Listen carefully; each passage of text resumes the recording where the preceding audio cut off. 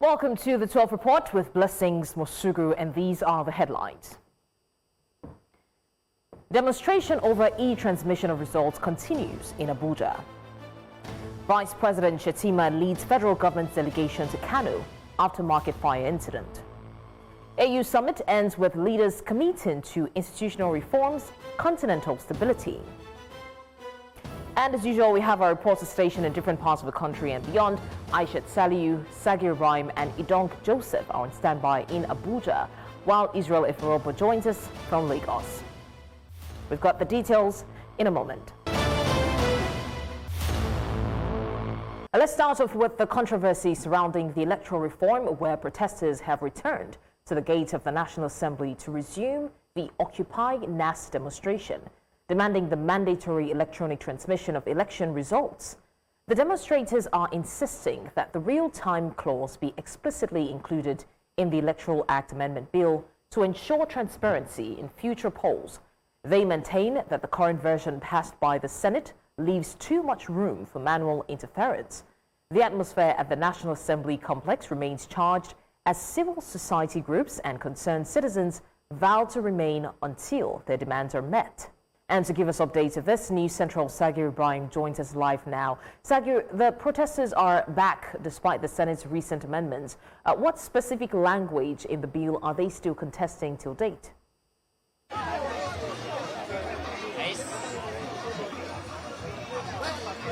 Good afternoon, Blessings. We're here in front of the National Assembly entrance. As you can see, quite a number of activities going on right now, and I'm going to be giving a demonstration and an explanation of what you're seeing right now. So these demonstrators you are seeing right in front of the camera are out here to demand for the electronic transmission of results. Now, on the other side of these demonstrators are others who have come out, women demanding for the special seats for women bill. So it's sort of a double-barreled protest at this moment. Well, but these demonstrators are out seeking for an amendment to the Constitution, an amendment to the Electoral Act, as they say it's going to define what the 2027 election is going to be in terms of integrity and also transparency. Now, this afternoon, I will be speaking with one of those who are the anchors of this demonstration. This afternoon, I have with me Mr. Andrew Mamedu. Mr. Andrew Mamedu is the country director of Action Aid Nigeria. Good afternoon, Mr. Andrew. Good afternoon. Yes, we're live on News Central. Mr. Andrew, we're out again today for the Occupy NASS protest. What's the development this time? This time around, thank you very much. Nigerians are out to push for the same thing. The last time we were here, we were saying that the Senate should pass the bill. The Senate passed the bill, but what they passed was not what Nigerians expected. So what the version the Senate has and the version the House of Rep has, they are different. So now it's gone to the Harmonization Committee, which is the conference committee. So now we are pushing for the version of the House of Representatives, which is simply real-time electronic transmission of results. No excuse. So that's what we are pushing, and we have been here since morning 7:30. We've been here. This is past 12 o'clock. We are still here pushing the same thing. We've had one member of the spokesperson of the House of Representatives come to address us, and he has assured us. But guess what? If at the end of today we do not get the result we desire, we will keep coming out. We'll keep coming out until we get what Nigerians want. We'll go to INEC. We'll go to the judiciary to make sure that all encumbrances that will make the electronic and make the votes of the people actually not count will be eliminated. I think that's what Nigerians want. It's as simple as that. That Nigerians' vote will count at the end of the day. Thank you, Mr. Andrew Mamedu. That's Mr. Andrew Mamedu, the country director of Action Aid Nigeria. I'm grateful, Mr. Andrew Mamedu. Yes, but then other activities are here. We see young Nigerians are here. They are agitated and actually they want to say one or two. Yes, so talk to us. I see electoral reform on your shirt and fix INEC. What's the update? Yeah, well, what we are here for is we just want a credible elections. You understand? We are not asking for too much. ABC has the government, they have the money, they have the city boys, the city girls, they have everything. So if the governor or the president has claimed he has done very well in the past 4 years, you don't need people to go and campaign for you. The things you have done should be your campaign. You don't need to go and start hiring influencers, city boys, city girls. Let your work be your campaign. We are not asking for too much. The bandits in the forest, they are doing their transaction with internet, and they are having smooth transaction. If the government is looking for how to transmit results on real time, they should go and meet the bandit and ask them how they are doing it. Just to add my voice, we were here last week, and when they agreed to do the mandatory electronic transmission of result, they Nicodemously, while men were sleeping, they Nicodemously and Judas Iscariotly insisted that even when they transmit electronically, they put a bot if there is no network. We are saying there is network everywhere, you must transmit it. Some of your girlfriends, some of their girlfriends is electronically transmitting news to them. Thank you. Well, blessings, if you would permit me, there's also one more person who is known to be actively engaged in activities such as this. It is Flagboy. Flagboy, just a few words on the development. See, the 10th assembly, everybody knows, is the most failed and most useless assembly. So we are not expecting anything from them. But it's unfortunate that Auntie Akpabio, she's the one that is coming out to tell Nigerians that in case there is network failure, he should have allowed INEC to tell Nigerians that there will be network issues, that how do we rectify it. INEC has never come out to say that there is a network problem. Auntie Akpabio and his fellow women at the National Assembly are the one misbehaving, standing on the mandate that will still collapse and kill all of us. So you remain outside until you get what you want? Must! Right. Aluta continues. All right. Aluta continua was the conclusion from Flagboy, among other demonstrators who are out here demanding for the electronic transmission, the addition of real-time transmission of results in the amended Electoral Act. It's back to you, Blessings. It's really interesting to see what angle these people are coming from, and of course the clause that was added there about the network, if there is a network failure, has also caused a lot of stir. But I want to also ask, has any principal officer of the National Assembly come out to address the crowd or even offer a commitment to revisit the real-time transmission clause? All right, I think we lost Sergio Ibrahim there. Would definitely try to come back because we want to find out if anyone from the National Assembly has even addressed the crowd since the protest started. But meanwhile, a coalition of women groups are protesting at the National Assembly, rallying at the National Assembly, calling for inclusive representation and gender-responsive governance through the passage of the special seat bill currently in the Assembly. The women, who are in hundreds, say the abysmal representation of women in elective offices, especially in state and national legislatures, leave women's issues unaddressed. And now News Central's Idong Joseph is currently on standby to give us more updates of this. Idong Joseph, what is the protest about? What are the women truly demanding for? Well, if you can see behind me, activities here are in full swing. These women you see here have been here since 8 a.m. this morning, and all to push in their demands for what they call peaceful rally for lawmakers, draw the attention of lawmakers to the special seat bill, which has been in the Assembly for quite some time, for like 3 years now. They say they want special seat for women in the Assembly, not just at the national level, but also at the state level. Of course, presently in the National Assembly, we just have less than 5% of women representation in the National Assembly, and that they say women are not being represented fairly, and some of the issues that pertain to women, men are taking decisions for them. So they want women, a sizable number of women who will be able to take decisions for women in the Assembly. And you would like to know that the proposal currently seeking that at the National Assembly there should be an additional 74 seats for women engrafted in the Constitution, and also at the state level there should be 108 additional seats for women across the 36 states of the Federation. However, I have a member of the group here who I would like to speak to us more on this and how significant this bill, if passed, it will be to them. And so I'll just walk up to NLB, a rights activist here in the Federal Capital Territory. Okay, good morning. Yes, let's know what you're here and how significant is this bill that you're pushing for? I think today is very significant for us because this is a solidarity rally by Nigerian women, by Nigerian women from all walks of life, coming together and saying we want to say thank you. We want to say thank you to the Speaker of the House of Representatives. We want to say thank you to the Deputy Speaker of the House of Representatives. We want to say thank you to all those who moved the motion in the 9th Assembly and now in the 10th Assembly. We want to say thank you to the committees that were set up, all those who have been on the side of women, because if you respect your mother, you will always respect what we are talking about. You will honor women in your life, because we are talking of the lives of your daughters, of a society that is meant to be equal with equity. You know, indeed, we are saying this because there is low representation of women in the National Assembly.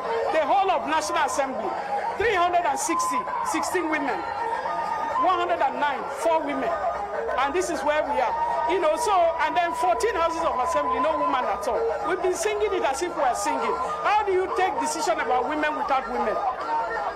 It's very, very, you know, it's a shame, because Nigeria, this is where Mother Africa lives. This is where the women, the country of the black race. We need to save our children. See, many of them are dying on the seas. We, Nigeria, should be able to defend. Open more industries for young people to live a decent life. Life is about so many. Life is about our children. And when we say our children, it doesn't matter whether you are a boy or a girl. For us, children are children. And the Yoruba say, Omalomanja and Yomaloruko Meji. That is, a child does not have two names. And so we are here together to say thank you to them. Let them pass the bill. We need to move ahead. This is so important for our country. And so we are here. Thank you so much. Okay, blessings you've heard from her. They are here to say thank you to all lawmakers who have supported this bill. Of course, we understand that the bill has passed the first reading, second reading, and there have been several consultations pertaining to this bill across the 36 states of the Federation, and so many support have been given to this bill. And they are here today to say thank you. And you hear from her the issues that women can add up to legislation when their numbers are increased in the parliament. Back to you, blessings. Okay, John Joseph, I just want to find out, and I'm hoping that you can also get to speak with one more person, because I want to know how hopeful these women are. This is not the first time we're talking about women inclusivity, you know, in governance, and we're not even talking about the state level. We're talking up to the federal level. And she said something really profound about speaking about women, you know, when the women are absent. So how hopeful are these women that this time around, you know, there will be a possibility of change? Okay, I would like us to speak to another woman here so we hear how hopeful they are, because similar incidents happened in 2022 where some bills pertaining to women issues were kicked out. So I would like to speak to a woman here. Okay, good morning, ma'am. Yes. Let's know your name, and I would like to ask, how optimistic are you that this bill will pass? We've seen several instances where bills pertaining to women issues were kicked out, and now, how optimistic are you that this will pass? Okay. 1 year for this assembly. Okay, my name is Ebere Ifendo. I'm the chair of the Women's Political Participation Technical Working Group.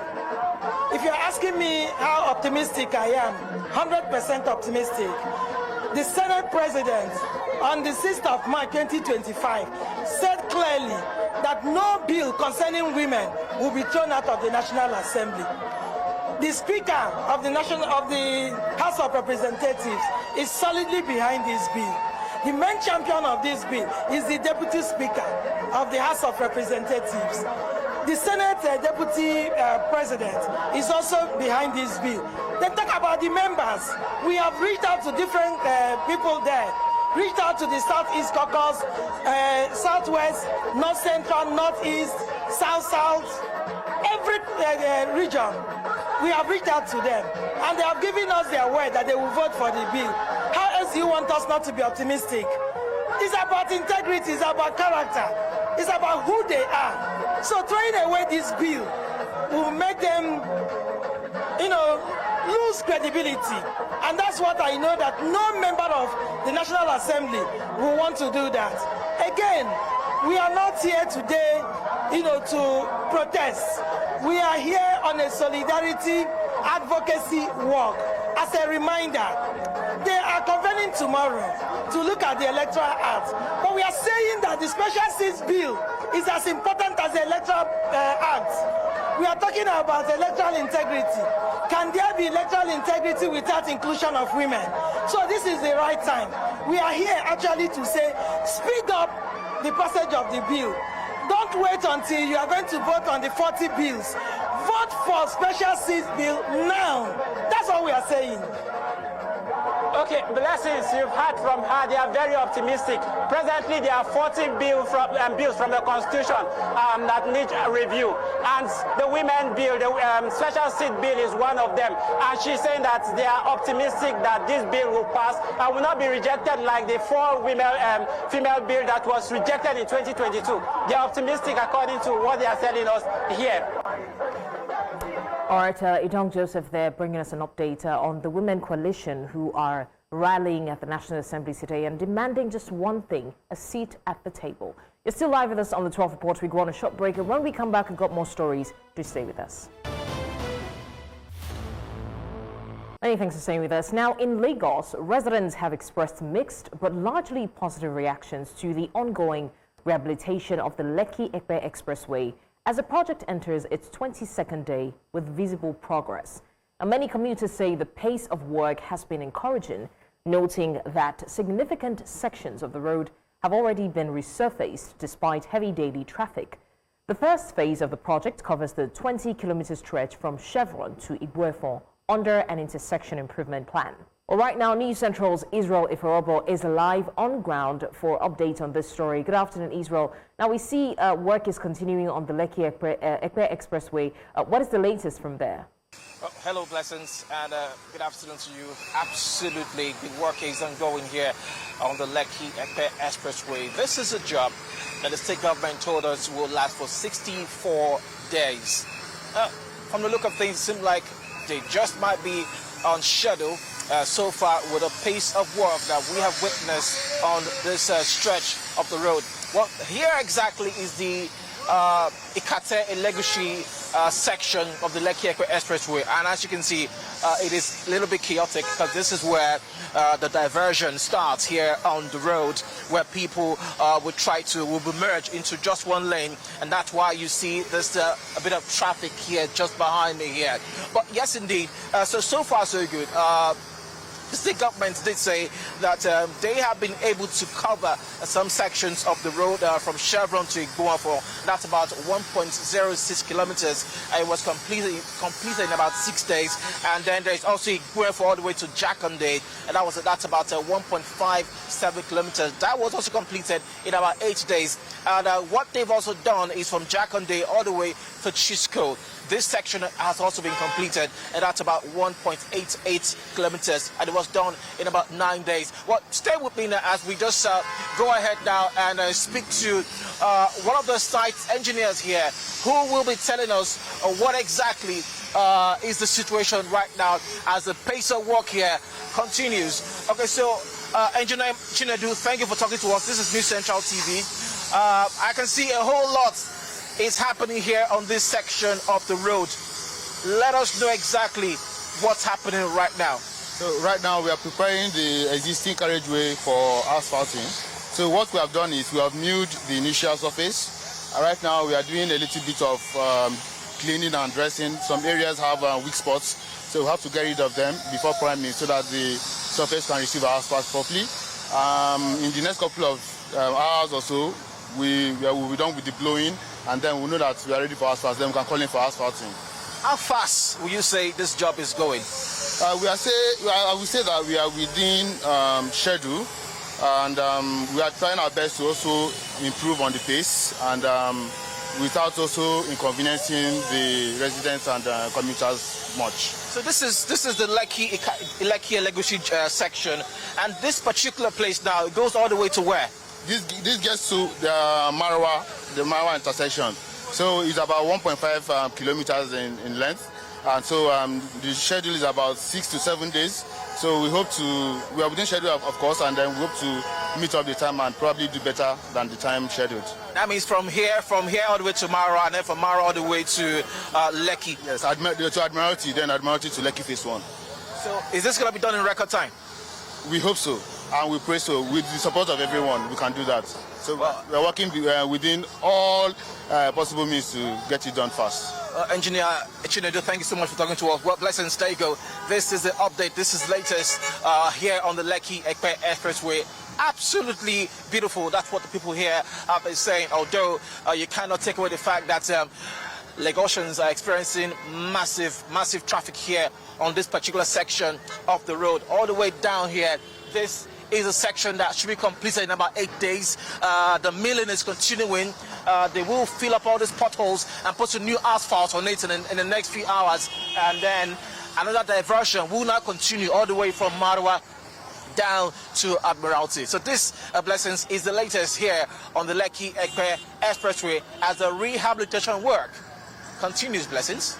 All right, Israel, before we let you go, now, like you said, we can't take away the fact that there seemed to be a bit of discomfort for the people. But I was on that road on Sunday, and one thing that I would say is I'll give it to the security operatives on that axis because they were able to, direct the cars and make sure that everything is going orderly. So I wanted to find out if it's still the same thing or are the cars moving unsupervised? Well, blessings, yeah, spot on. What you observe is actually correct.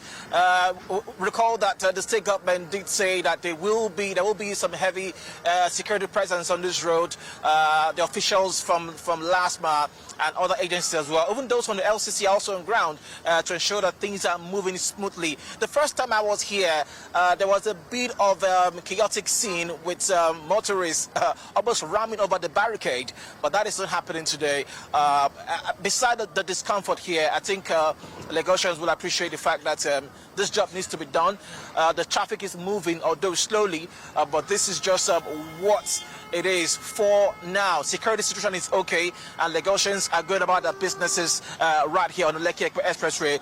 Yes, you cannot rule away the fact that the traffic situation is building, but this is what they have to go through for maybe the next 30 days from now. Blessings. All right, Israel, if we're over there on ground, to give us an update on the Lekki-Epe Expressway repair, and definitely no time. The road will be completed and commuters can move more freely than they're doing now. Let's talk security very quickly. There is renewed tension in Kwara State after suspected bandits abducted 4 residents of Kakafu community in Patigi local government area.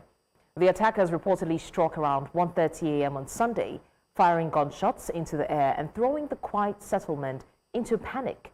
They kidnapped a man, a woman, and her 2 daughters before fleeing to an unknown destination. Now, residents say no lives were lost, but the community remains traumatized and fearful of another possible attack. Authorities say they are gathering details as security efforts continue in that area. Now, troops of the Joint Task Force Northeast Operation Hadinkai have foiled terrorist attacks in Polka and Mandarugi in Borno State. The assaults led to the destruction of vehicles at a primary healthcare facility in Polka, as the terrorists looted medical supplies and attempted to overrun defensive military positions in both communities. However, troops repelled the attacks and inflicted significant casualties on the insurgents. Now, in a statement, the media information officer of the operation, Lieutenant Colonel Sani Uba, disclosed that some gallant personnel and members of the Civilian Joint Task Force lost their lives in the line of duty. He added that a few soldiers sustained injuries and were immediately evacuated by the air component of Operation Hadinkai and Nigerian Army aviation platforms for medical attention. The Kogi state government says 3 major bandit camps have been destroyed in coordinated security operations across parts of the state.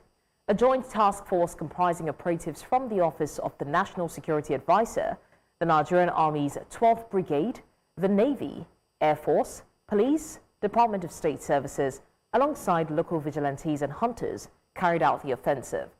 Now, according to the government, the camps allegedly run by notorious bandit leaders, including Kachala Babangida, were overrun following coordinated airstrikes and ground assaults.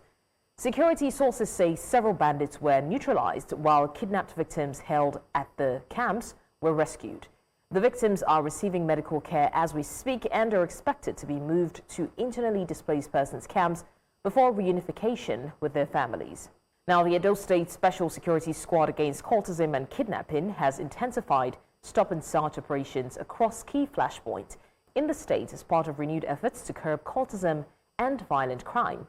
The operation has led to the recovery of firearms and ammunition from an abandoned vehicle. News Central's Amenzi Bazwai reports.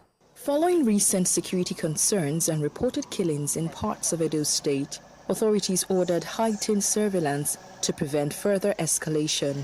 Acting on the directive of the Edo State Governor, Monday Okbeolu, to strengthen security at identified hotspots, operatives of the Edo State Special Security Squad deployed to strategic locations, including Iriri off Airport Road and the Oluko axis. During one of the stop-and-search operations, officers flagged down a suspicious vehicle. However, before checks could be completed, the driver reportedly abandoned the vehicle and fled. A search of the vehicle led to the recovery of firearms and ammunition, an outcome authorities say highlights the importance of proactive policing. We also expect that everyone that is into cultism and all sundry vices should relocate, or they will be found and caught and arrested and prosecuted, and Benin City should go on their normal duties. There is no cause for alarm.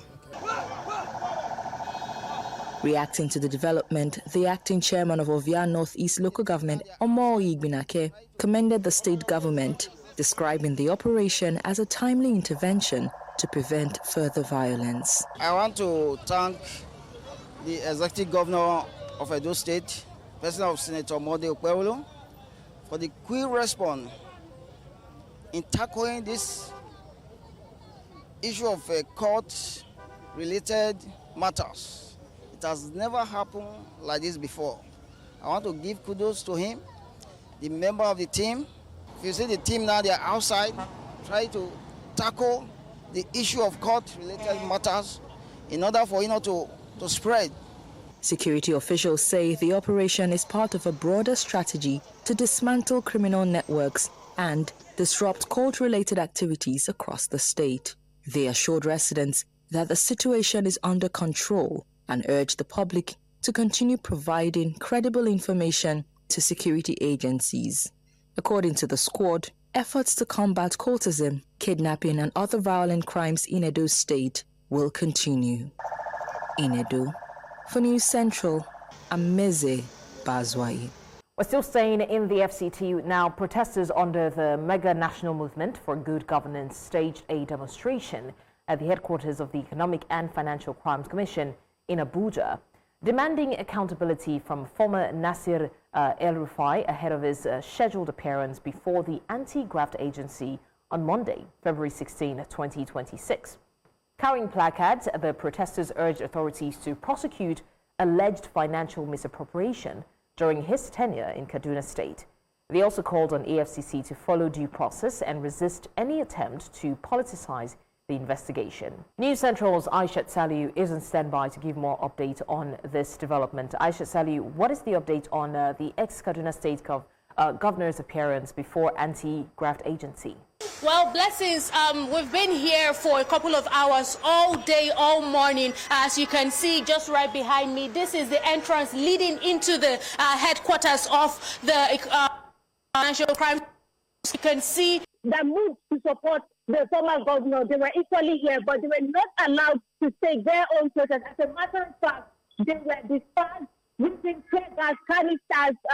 It's been a lot of extrajudicial activities by the officials of the Economic and Financial Crimes Commission. And I'd like to also bring to bear that even members of the media, I particularly and my camera person, we from the News Central TV, we were equally harassed and manhandled, where our camera equipment, our live view, and also our tripod were seized earlier by these officials, and stating that they didn't know that we were members of the press, and we actually identified ourselves, but they harassed. They snatched our equipment from us, and shortly after they returned the equipment, whilst we were preparing to join this live update, we also gathered right in front, not even outside of their headquarters anymore. We were just right by this roadside, and they kept on deploying tear gas canisters on all the members of the press that have been here. I mean, a lot of them have had to transfer for safety, even the supporters of the former governor, Nasir El-Rufai, who were equally outside here to bring us up to speed on how they have been manhandled all morning. You know, just to add to our report, they were equally sent away by these tear gas canisters. I mean, I had to move on to this report. They were equally sent away by these tear gas canisters. I mean, I had to move on to this safe spot to bring you up to speed and up to date on what has been going on. As a matter of fact, my eyes are still very much teary. It's just been a really serious issue here. I mean, officers of the Economic and Financial Crimes Commission have been dispersing tear gas, have been deploying tear gas canisters on both protesters, especially the ones that are in support of the former governor of Kaduna State, and also journalists that are here to cover the events on ground. These are what we've been facing all morning. Blessings. I'm so sorry that you had to deal with that, and definitely News Central is still on ground to uncover more of this. We will not back down. We will try to get to the bottom of this. Thank you, Aisha, for being strong, and please stay safe. Now, it was a spectacle to behold as fishermen and competitors lined up at the Matenfada River in Argungu, Kebbi State, for the high point of the 2026 Argungu International Fishing Festival, a competition which has been celebrated for decades now with skills and dexterity passed on from one generation to another. Now, for many families in Kebbi State, the Grand Fishing Contest symbolizes tradition, pride, and livelihood. News Central's Sumaya Abubakar reports. From early morning, fishermen lined the riverbanks as thousands of spectators and dignitaries gathered to celebrate a tradition passed down through generations. Leaders say the festival continues to promote unity and support community livelihoods. It promotes tourism, showcases our heritage, and projects Nigeria in a positive light to the rest of the world. The festival is more than a competition. It is living legacy passed down through the generations, a symbol of unity, heritage, resilience, and economic opportunity of our dear people. For 61 editions, this festival has endured not merely as a competition, but as testament of our capacity as a people to choose courage over comfort and friendship over few. For local fishermen, the festival represents opportunity and identity, with many preparing for months. Along the riverbanks and nearby markets, retailers and buyers trade the catch, supporting families and small businesses. Asalin shi mun dauko shi ne tun daga tushen iyaye da kakanni, kuma yana taimaka mana muna riƙe iyalanmu da gidajenmu. Gaskiya ina alfahari da wannan ruwa, kuma sune wannan shiga da ni ruwa sune shiga na biyu a tarihina. A wanga su da ni yafi wancan su da ni kamun kifi sosai da sosai. In sai danye, in sai suwa, in kuma soya, in sai suwa, kuma in wani ya zo wanda ka so, ni ga ya bani wata riba wadda atta kaman ma da ni shi ko dan hici bisa gare ni. Ina iya ko gidana te in bashi shi ma hisaye shi sai suwa ya samu nashi abincin da ya ci. Wannan biki da kusan babu kamar shi duka arewacin Najeriya. Ina so in sayi in Allah ya sa an kaba min in Allah ya ci shi ne wani abinci ni ma a bani. Behind the celebrations are volunteers and organizers working to keep events safe and coordinated, from water and land sporting displays to emergency response teams. The festival also reflects teamwork and community participation, with competitors and spectators sharing the excitement. The traditional rulers by then, they were the one that created this program just to unite, to bring harmony, to bring peace to people. So when such program started by that time, they have seen the impact of it, and they say, okay, if such things can happen and bring peace to the people, let this thing continue to happen. The emergencies that just happened, you can see we rescue people and we're able to resuscitate them to come back to life. So for further treatment, they now have been taken to hospital. Gaskiya ba saboda ba duk wata mace ta ga yawan yi ne ba, sai wadda ta cika ƙaryan hali. Don ko mu ba mu ɗaya ga yin iyo ba. Kawai ƙaryan hali ɗaya ne ya samu ka shigo nan. Wagga gasa da na zaɓa ya zan kakana ya daɗe yana yin wannan wasa sannan baya gare yanzu babana to yana yagga yanzu ya zan bai yawa sai ya ce to ni in wakilce shi dan gaba wannan wasa. Yana da kyau a ce duk sanda mutum ya ji a ce za a yi irin wannan wasa to kai ya bari a bar shi a baya. Yana da kyau ya taho ya gani saboda wasa na tarihi, wasa na al'adu na ban sha'awa haka wanda kowa ke burin ya taho ya gani. As celebrations wind down, residents say the memories, earnings and cultural pride from this year's festival will last long after the river grows quiet, reinforcing Argungu's place as a symbol of heritage and community resilience. From Argungu for News Central, Sumaya Abubakar. Such a beautiful sight to behold at the Argungu International Fishing Festival, and thanks to Sumaya Abubakar for bringing the update. Now, Vice President Kashim Shettima will lead a federal government delegation to Kano following the devastating fire at Singa Market that destroyed goods worth billions of naira. The inferno, which began on Saturday evening and raged into Sunday, is the second to hit the market in just 2 weeks, leaving over 1,000 businesses affected and several persons reported missing. According to presidential spokesman Bayo Ononuga, the delegation will convey President Bola Tinubu's condolences and announce financial support for affected traders, as well as assistance to fast-track the reopening of the market. The president has also ordered a full investigation into the repeated market fires amid growing concerns over safety standards and emergency response capacity in major commercial hubs. Still to come on the news, AU summit ends with leaders committing to institutional reforms, continental stability. The details of this after the break. Stay with us.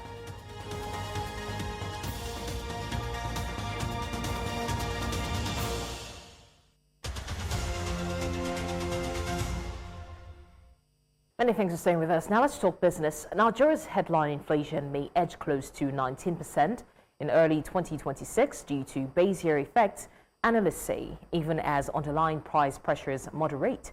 The projected increase reflects comparisons with lower price levels in the corresponding period of 2025, according to economists cited by Punch.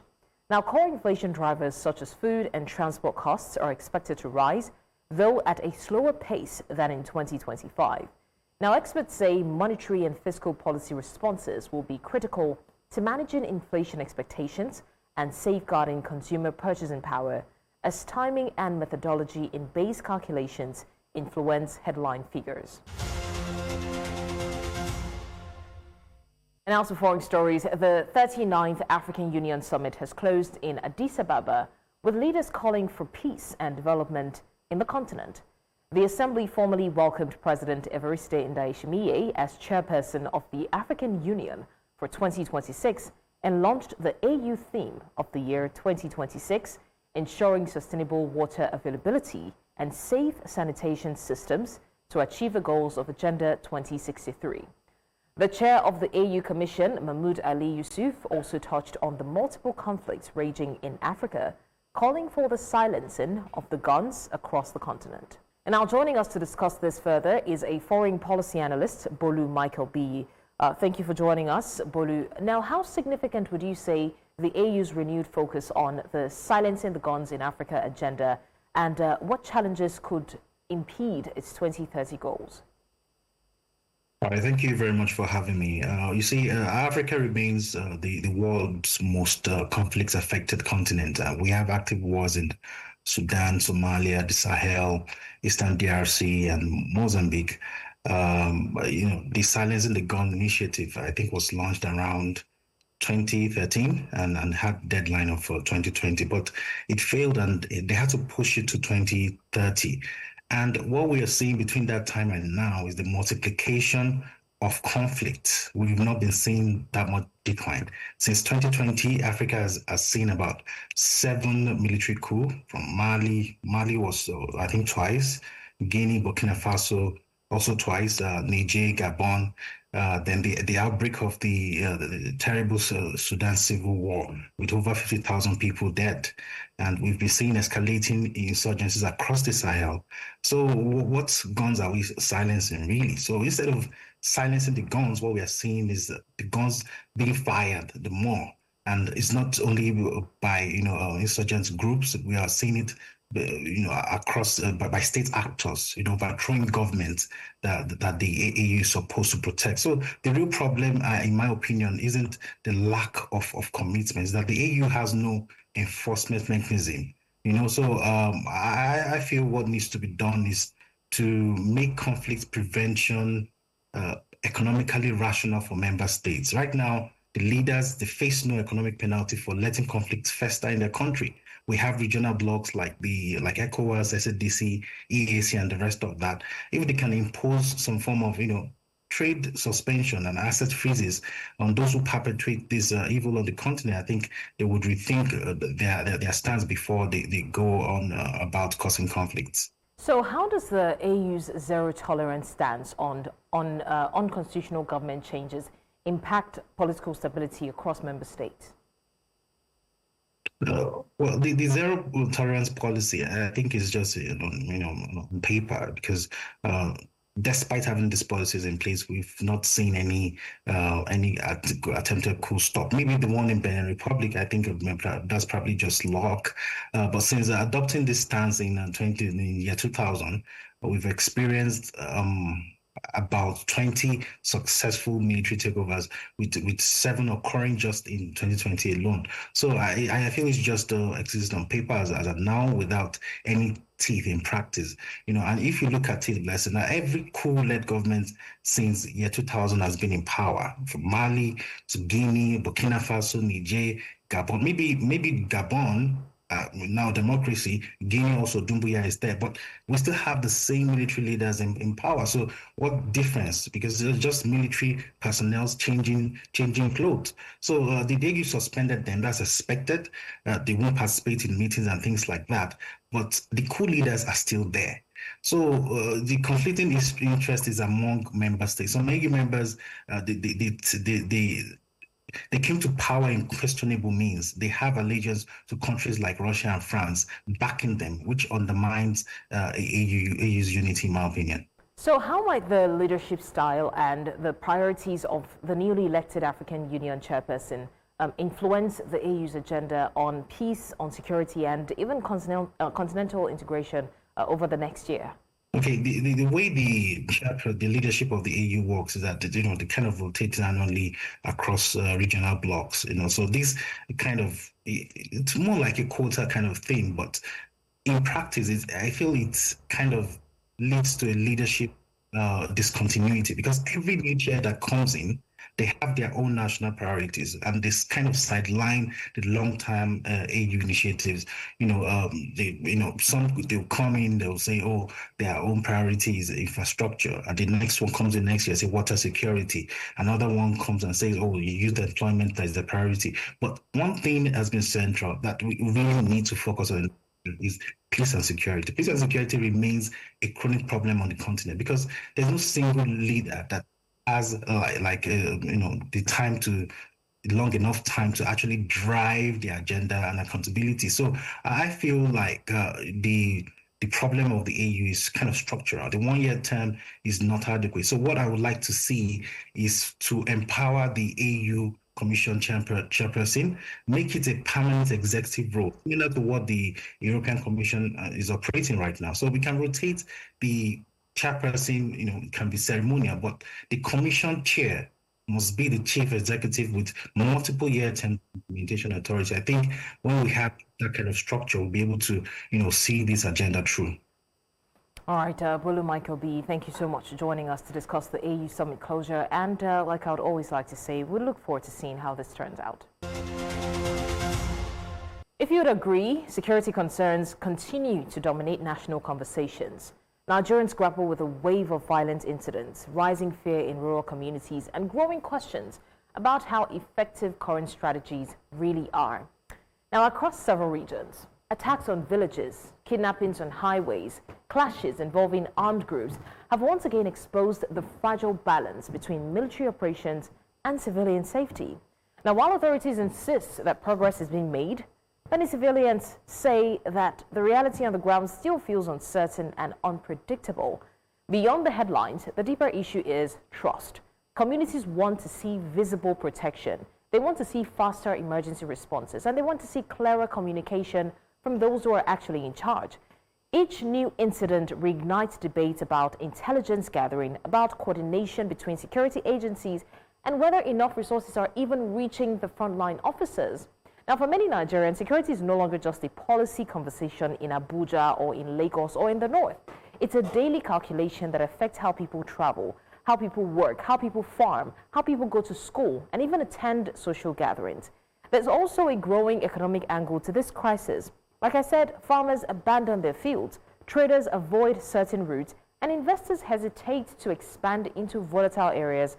And these all contribute to a cycle where insecurity feeds economic strain, and economic strain fuels more instability. So this raises a critical question for policymakers.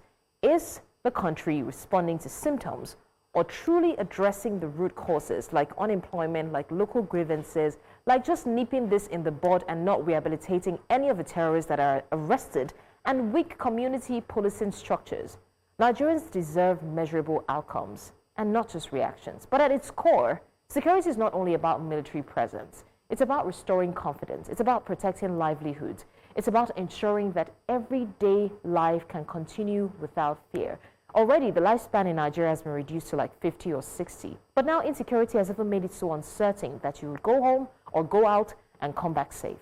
That's your postscript. Now, before we go, let's take a look at what's happening in the sporting world. Nigerians are anxiously awaiting a decisive ruling today as FIFA concludes its review into the eligibility of players fielded by DR Congo during the African playoffs for the 2026 World Cup. Udoka Njoku is on standby. Udoka, tell us more. Of course, we are all anticipating, waiting for that verdict from FIFA, which should happen today. And that would mean if it rules in our favor, it means Nigeria just might be playing against Jamaica in the World Cup playoff. And I will look forward to all of that. But we'll give you more information on In the Game. Definitely stay tuned for In the Games for more on the sport. That's all from this angle on the 12 report today. Do also send your eyewitness report to the WhatsApp number on the screen because we want to see what you see. Also follow us on social media. We are at News Central TV. You can watch News Central live on DSTV channel 422, GoTV channel 23, StarTimes 274, Avo TV, and of course YouTube. Many thanks for watching. I'm Blessings Wasugu.